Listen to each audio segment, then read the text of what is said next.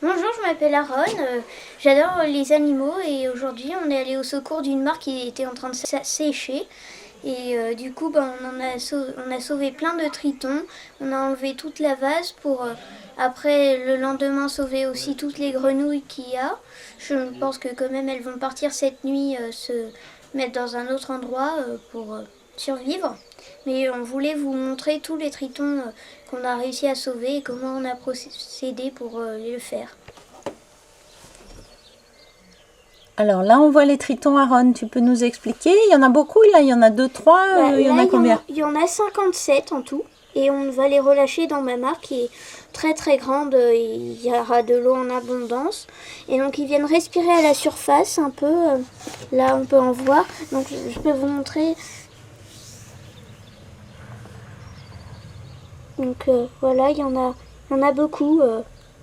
Et est-ce que tu as que des tritons ou tu as pêché d'autres choses? Donc là, il y a aussi des salamandres. On avait un jour aussi fait un petit sauvetage. On était sur la route et il y avait beaucoup de pluie, alors toutes les salamandres sortaient et on les a tous ramassées pour les mettre dans un sac et on les a mis dans une mare pour qu'elles puissent faire leur bébé tranquillement. Et donc il y en a beaucoup maintenant, il y a des tritons, donc des salamandres et Est-ce que tu peux essayer d'en pêcher une? une salamandre. Oui, comme ça on verra la différence. Montre-moi un triton et après une salamandre. Faut déjà que j'arrive à en prendre une. Oui. Un triton. Donc voilà, ça c'est Alors, le triton normal.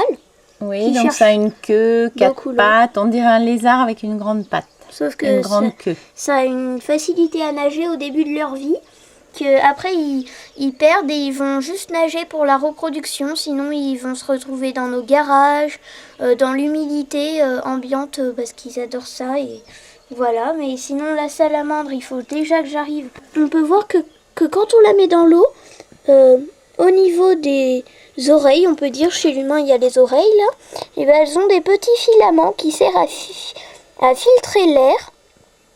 Et donc là on peut voir qu'elle est déjà un peu assez jaune et noire. Et donc c'est ce qui les différencie des tritons.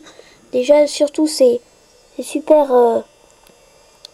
Donc c'est des poils branchies. filtrants. Oui, c'est des branchies, mais pour les salamandres c'est plus externe, on va dire que c'est juste des petits poils qui filtrent l'air.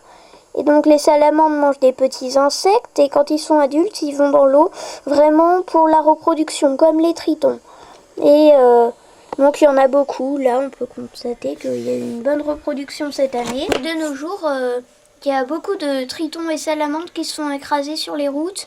Donc il faut faire très attention, ralentir. Pareil pour les grenouilles, quand elles sortent de leur étang et qu'elles vont dans un autre étang parce qu'il est asséché, par exemple, en période de sécheresse. Et c'est pareil pour les tritons et les salamandres, mais sauf que ils se retrouvent à un endroit très spécifique. Donc c'est vraiment, ils l'ont cet endroit, ils sont nés là-bas, ils y retournent toutes les années de leur vie durant pour se reproduire.